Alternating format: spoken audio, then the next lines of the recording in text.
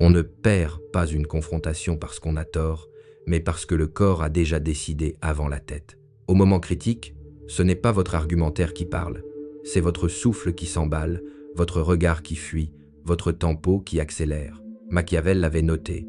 Les gens jugent autant l'apparence que la réalité, et l'apparence de votre calme vaut souvent plus que 1000 raisons. Thèse: le vrai duel est physiologique, pas logique. Conséquence: si vous ne pilotez pas vos signaux somatiques, vous laissez l'autre piloter la pièce. Notre trajectoire sera donc simple et opérationnelle. Transformez la maîtrise de soi en protocole réplicable pour que votre présence cadre la scène, que vos mots suivent votre rythme et que la situation s'ajuste à vous, non l'inverse. La confrontation commence avant le premier mot. La pièce vous lie. Avant d'évaluer vos idées, les gens évaluent votre régulation. Micro-signaux, micro-rythme, micro-décalage, souffle qui se raccourcit, paupières trop rapides, main en quête d'un stylo, voix qui grimpe d'un demi-ton, débit qui s'emballe. Le cerveau social interprète ces marqueurs comme un pronostic de fiabilité. Perception est supérieure à parole. Si votre physiologie crie l'alerte, votre argument est déjà minoré. À l'inverse, un calme visible, respiration longue, gestuelle économe, regard stable, crédite d'emblée votre propos. Cela ne prouve pas que vous avez raison, mais que l'on peut vous suivre sans danger. C'est l'anatomie réelle du test de contrôle. Le corps entraîne l'esprit, pas l'inverse. Commencez par rallonger le souffle. Inspiration nasale, expiration par la bouche, cadence régulière qui fait descendre la fréquence cardiaque et ramène le cortex en ligne. Ancrez ensuite la posture, bassin lourd, épaules relâchées, colonne verticale, mains ouvertes et immobiles sur la table, supprimez les fuites, tapotements, torsion d'objets, changements incessants d'appui qui trahissent la nervosité. Enfin, posez la voix.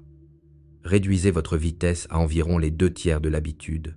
Stabilisez l'amplitude, terminez vos phrases bas, laissez les silences travailler pour vous plutôt que de les combler précipitamment. Ce triptyque reprogramme la lecture que la salle fait de vous et, par ricochet, la lecture que vous faites de vous-même. Calme ne signifie pas indifférence. Le détachement que vous affichez sert de cadre, non de retrait. Il dit implicitement « Je peux porter l'attention sans m'y dissoudre ». Et cette capacité devient gravité. Plus l'environnement s'agite, plus il se synchronise sur votre tempo. Dans un open space orageux, c'est le timbre posé qui aimante. En réunion conflictuelle, c'est la gestuelle rare qui redistribue naturellement les tours de parole. La présence prime le titre. Cartographiez enfin votre ligne de base. Demandez à un allié d'identifier vos tics sous stress, mots de remplissage, haussement de sourcils, épaules qui se lèvent, puis neutralisez-en un à la fois sur une semaine, jusqu'à ce que la cohérence devienne votre valeur par défaut. Si le duel est d'abord physiologique, la préparation ne porte donc pas seulement sur ce que vous direz, mais sur la manière dont vous apparaîtrez.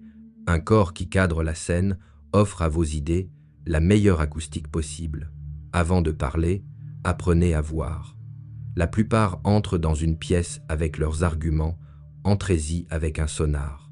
Prenez 10 secondes debout, en silence, pour cartographier où se trouve l'axe réel du pouvoir, souvent loin de la chaise la plus haute. Qui regarde qui, avant de prendre la parole, qui occupe beaucoup d'espace pour peu d'informations et qui, discret, provoque pourtant des micro-réorientations. Observez la géographie. Les corps penchés vers l'avant signalent l'impatience ou la conquête. Les torses reculés, la réserve ou la défiance. Les pieds pointés vers la porte racontent l'échappée prête. Les carnets fermés annoncent la posture d'auditeur-jury, pas d'allié. La météo émotionnelle se lit aux épaules. Carrée et haute. La pression monte. Basse et synchrone. La salle peut recevoir. Repérez ensuite les rythmes individuels. Certains accélèrent dès que l'on effleure un territoire budget, délai, réputation. D'autres ralentissent pour reprendre le contrôle de la scène. Levez un sourcil quand survient un tic verbal avant une demi-vérité, franchement, pour être transparent, honnêtement, puis laissez un silence. S'il comble trop vite, la faille s'ouvre.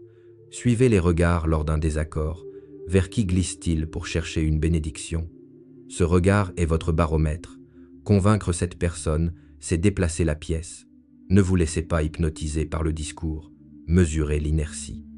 Un groupe peut applaudir une idée tout en gardant ses routines intactes. Pour prévoir l'attraction, traquez 3 indices. La prise de note réelle plutôt que l'acquiescement verbal. La reformulation fidèle de vos termes par autrui, signe d'appropriation, pas de politesse.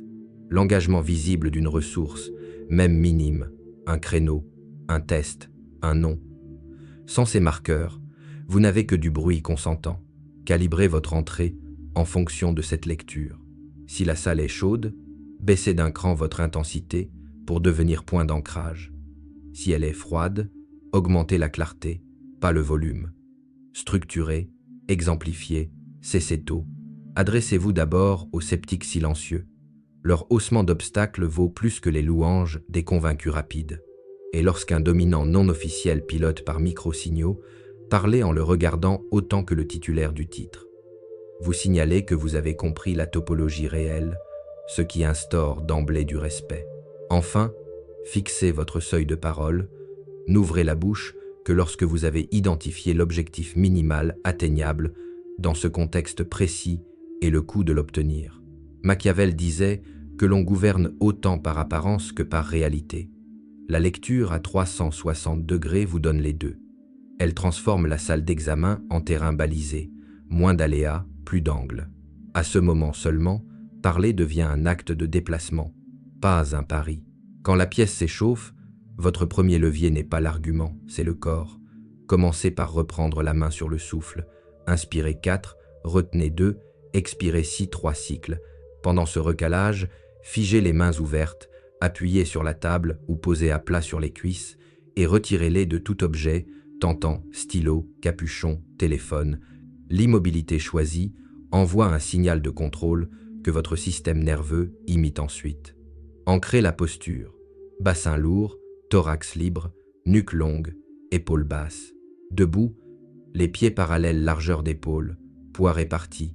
Assis, les 2 plantes au sol, dos autoporté, sans vous coller au dossier. Vous gagnez simultanément en stabilité physiologique et en crédibilité perçue. L'œil se pose, non pour défier, mais pour tenir la trajectoire. Regard direct sur l'interlocuteur qui compte, puis scan latéraux calmes pour inclure sans quémander. Laissez des silences nets, comme des virgules que vous possédez.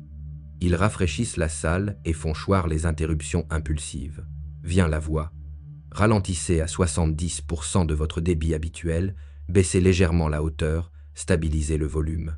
L'attaque des phrases se fait sur l'expiration, jamais sur l'inspiration, afin d'éviter le trémolo.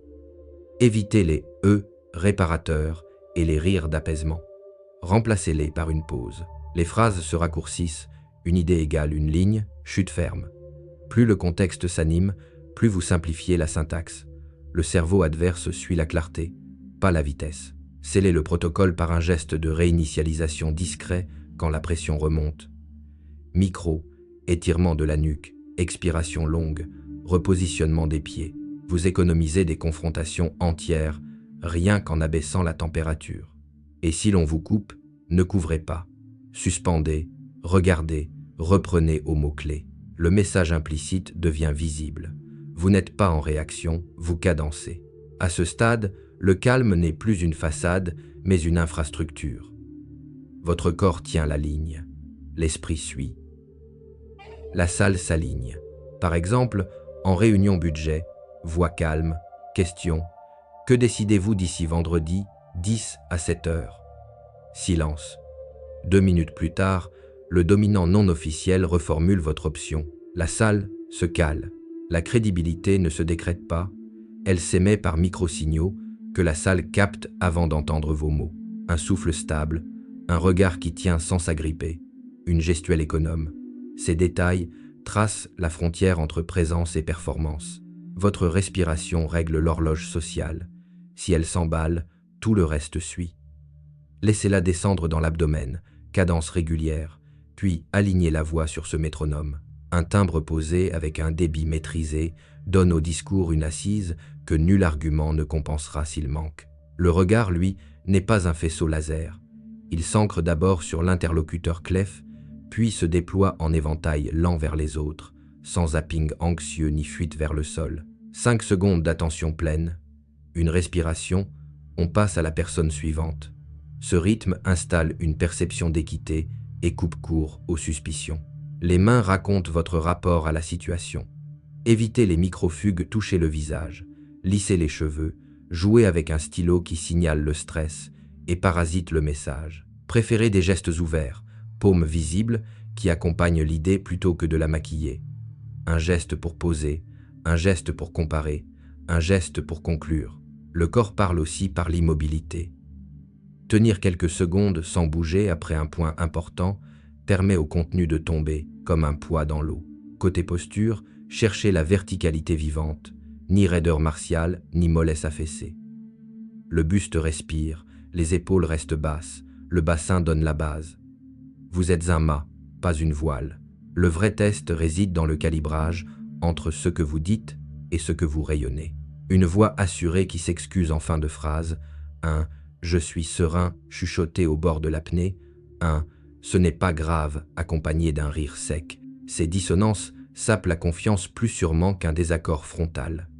Mieux vaut un « je prends 10 secondes » assumé, suivi d'un silence propre, qu'une tirade en apnée. Adoptez la règle des 3 cohérences. Respiration divisée par voix, divisée par posture alignée, avant d'ouvrir la bouche. Sinon, attendez, enfin, apprivoisez le vide. Ne comblez pas toutes les joints par des « voilà »,« du coup », bref, qui trahissent l'inquiétude. Laissez des blancs nets, ils deviennent des repères, des marches sur lesquelles l'auditoire pose le pied. À force de lisibilité, votre présence gagne une densité qui précède vos arguments. Les esprits s'ajustent à vous sans que vous ayez à forcer. La parole qui tient une salle n'est pas celle qui déborde, c'est celle qui verrouille le cadre. Avant de parler, vérifiez 3 feux verts. Votre souffle est posé, votre posture stable, votre intention claire. Sinon, attendez, quand vous entrez, allez droit au noyau, avec une question fermante qui convertit le flou en décision. Qu'attendez-vous précisément d'ici vendredi 10 à 7 heures? Si l'interlocuteur dérive vers le procès d'intention, ramenez au factuel. Je ne commente pas les intentions, je traite les faits. Lesquels? Le langage devient alors une serrure, court, daté, vérifiable. Je propose A divisé par B, coût estimé X, délai Y. Vous tranchez, vous ne vendez pas un roman. Vous offrez des choix. Ce que vous taisez compte autant que ce que vous dites. Évitez les justifications biographiques. J'étais débordé. Les promesses à crédit. Je ferai mieux. Et les adverbes anxieux. Honnêtement, franchement, qui diluent l'autorité. Préférez la boucle courte. Constat, option, condition. Constat, il manque les données. Option, on décale de 48 heures. Condition, validation écrite avant 16 heures. Si l'autre tente l'escalade émotionnelle, baissez le volume, gardez le tempo froid et placez un délai structurel. Je prends 10 minutes, je reviens avec une réponse écrite. Le temps devient votre allié. À son retour, l'excès a perdu son carburant. Cadrer, c'est aussi nommer le périmètre. Je réponds sur mon champ. Pour le reste, qui est responsable? Quand un « pourquoi » accusatoire surgit, transposez-le en « comment » opératoire. Comment corrige-t on pour 14 heures? Si l'on vous pousse à signer à chaud, installez une clause de sécurité. Pas d'engagement irrévocable, sans chiffrage et date. Envoyez-moi l'écrit. La phrase conditionnelle « si »,« alors » est votre clé anglaise. Elle ferme les angles morts et dégonfle les dilemmes artificiels. Enfin, acceptez le silence comme ponctuation. Une idée forte se pose mieux après 2 respirations qu'après 10 formules de remplissage. Concluez par une conséquence plutôt qu'un slogan. Nous figeons A, nous jetons B, prochaine étape à 9 heures demain. À force de parler peu, net, et de taire ce qui excite sans éclairer, vous transformez chaque prise de parole en acte de cadrage. La salle cesse de chercher votre faiblesse. Elle emboîte votre rythme. Par exemple, avec un client mécontent, souffle posé, regard stable, question « Quel est le risque si on ne décide pas aujourd'hui ?» Le ton descend, il reformule en fait concret. L'échange pivote vers des options, pas des reproches. Le mental déraille rarement quand le corps est tenu. Inversement, un corps en panique entraîne la pensée au tribunal des instincts. Commencez donc par l'architecture basse. Souffle, posture, voix. 3 leviers physiologiques, 0 métaphysique. D'abord le souffle diaphragmatique. Inspirez par le nez 4 temps, retenez 2, expirez par la bouche 6 à 8, 3 cycles. Ensuite la posture. Debout, pieds sous les épaules, genoux déverrouillés, assis, bassin ancré, colonne longue, mains ouvertes et immobile. Enfin, la voix, 70% de votre vitesse habituelle, demi-ton plus bas, volume constant. Ce trio vaut mieux qu'un discours intérieur héroïque. Installez un protocole d'ancrage de 90 secondes avant tout échange tendu.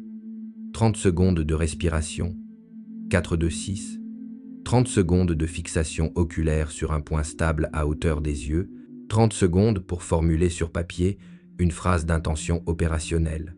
Objectif. Clarifier périmètre et délai. Livrable. 2 options et une décision. Vous n'entrez plus pour vous défendre. Vous entrez pour exécuter une intention. Dans la pièce, répétez des micro-consignes somatiques. Mâchoire décrochée, langue au palais, épaules basses, paume visible quand vous parlez, paume posée quand vous écoutez. Si l'adrénaline remonte, glissez une pause technique assumée. Je vérifie 2 éléments. Je reviens dans 10 minutes. Hors de la vue, faites 10 respirations 4-6 debout, mains sur les côtes et marchez 60 pas lents. Le signal de menace se dilue. Vous revenez avec un cerveau utilisable. Supprimez les fuites motrices qui vendent votre agitation, cliquetis de stylo, doigts qui tambourinent, jambes qui battent. Remplacez-les par un geste neutre unique, pouce index en pince, sur la cuisse, qui vous rappelle de ralentir la phrase suivante. Calibrez aussi votre regard. 70% sur l'interlocuteur pour marquer la présence, 30% sur des notes ou un point neutre pour casser l'hypnose et récupérer de la bande passante cognitive. Évitez l'œil grand ouvert, façon alerte permanente. Visez le soft eyes, paupières un peu lourdes, qui signale la maîtrise. Entraînez ces réflexes hors pression, 2 fois par jour, 2 minutes. Un corps qui sait respirer lent, tenir droit et poser la voix fera la même chose sous feu réel. Vous verrez l'effet de ricochet. Votre calme devient référentiel, le tempo de la salle se cale, la discussion se structure. Le pouvoir de présence n'a rien de mystique, c'est de la physiologie disciplinée. Répétez jusqu'à devenir votre défaut par temps de tempête. Le détachement n'est pas de l'indifférence, c'est un protocole de souveraineté. L'idée est simple. Vous cessez de faire passer l'état interne de l'autre avant l'objectif de la rencontre.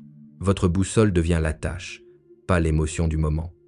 Concrètement, vous installez une distance opératoire entre stimulus et action. Quand la pique arrive, vous ne prenez pas, vous cadrez. Première manœuvre, la phrase miroir courte « j'entends X ». Pour avancer, de quoi avez-vous besoin exactement ?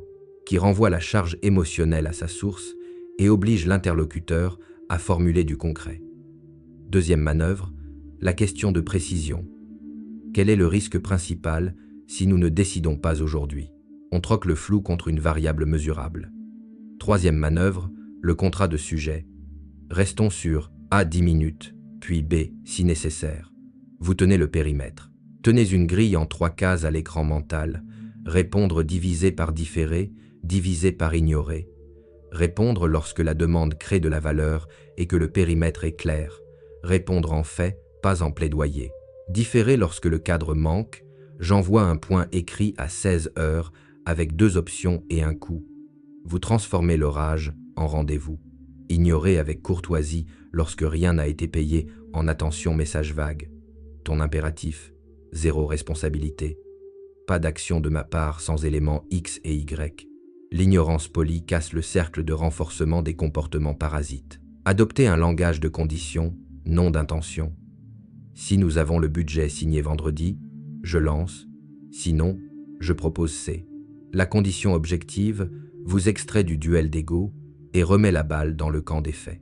Ajoutez le tempo froid, phrases courtes, verbes actifs, aucun historique. Voici ce que je peux faire. Voici ce qu'il me faut. Voici la prochaine étape. En cas d'escalade, répétez la condition et le prochain pas au lieu de justifier. La répétition stable vaut mieux que la brillante défense. Ce détachement s'entraîne au quotidien sur des broutilles retards, mails secs, remarques piquantes. À force, votre inertie émotionnelle devient un repère. Les autres cessent de chercher le bouton rouge, ils viennent avec des dossiers, pas des humeurs. Vous n'avez pas gagné parce que vous avez eu raison, mais parce que vous avez imposé le terrain du raisonnable. L'autorité tranquille se protège par des pactes écrits et des limites visibles. C'est l'hygiène de réalité qui empêche la pièce de replonger dans le théâtre. Vous formalisez d'abord une charte d'échange. Canaux, horaires, délai de réponse, matière admissible. Exemple. Fenêtre de réponse 24 heures pour l'opérationnel, 72 heures pour le stratégique. Aucune décision structurelle sans note écrite d'une page objectif. Options, coûts, risques. Vous passez du « on s'est dit » au traçable. Ensuite, vous cadrez le périmètre avec des conditions si divisées par alors qui rendent l'avancée indépendante des humeurs. Si le budget est signé vendredi 10 à 7 heures, alors lancement lundi. Sinon, replanification plus scénario C. Les promesses cessent d'être performatives, elles deviennent testables. En réunion, vous installez un double garde-fou. Le premier est le temps. Ordre du jour chronométré, minute de clôture, décision notée avec propriétaire et échéance. Ce qui n'entre pas va au parking, au lieu d'infecter le présent. Le second est l'attention. Droit d'interruption clair. Stop, on sort du cadre. Règle, pas d'argument sans données, pas d'engagement à chaud, pas d'urgence sans métrique. Vous définissez aussi des couleurs d'urgence, rouge divisé par ambre divisé par vert, avec critères publics. 1. Rouge n'est pas un cri, c'est un seuil objectif franchi. Côté relationnel, vous instituez un stop-loss, niveau d'intensité et temps au-delà duquel on suspend et on recadre, non pour punir, mais pour préserver la qualité. Vous posez un droit de retrait sans drame. Je sors 10 minutes, je reviens avec une proposition écrite, et un droit de refus argumenté, pas d'action sans X et Y. Vous introduisez la réciprocité. Toute demande consomme des crédits temps, priorité, qui sollicitent paix en clarté et en préparation. La charge émotionnelle ne confère plus de priorité. Le sérieux, oui. Enfin, vous convertissez ces pactes en habitudes. Modèle d'email de cadrage, checklist de décision, petite fiche RACI pour savoir qui décide, qui exécute, qui est simplement informé. À force de répétition, le cadre devient ambiance. Les interlocuteurs arrivent avec des faits, pas des oracles. Les urgences se raréfient faute d'oxygène. La confiance monte parce que les règles tiennent même quand ça chauffe. Ce n'est pas de la rigidité, c'est un environnement respirable où le calme acquiert des points d'ancrage. La pièce cesse d'être gouvernée par les volumes, elle s'aligne sur les preuves. Au bout du compte, tout affrontement révèle moins la force de nos arguments que la tenue de notre axe. Là où d'autres cherchent la bonne réplique, vous installez le bon climat. Souffle plus long, voix basse, regard stable, et l'espace entier se recale. Machiavel n'avait pas tort. L'apparence pèse autant que le réel, et la sérénité, répétée, finit par devenir réalité aux yeux de tous. À partir d'aujourd'hui, traitez votre calme comme une compétence stratégique, non comme un état d'âme. Laissez les silences peser pour vous. Ralentissez quand on vous pousse. Posez une question claire quand on vous bouscule. Vous verrez la pièce changer d'orbite. Les voix montées se fatiguent, les urgences se dégonflent, la confiance se pose.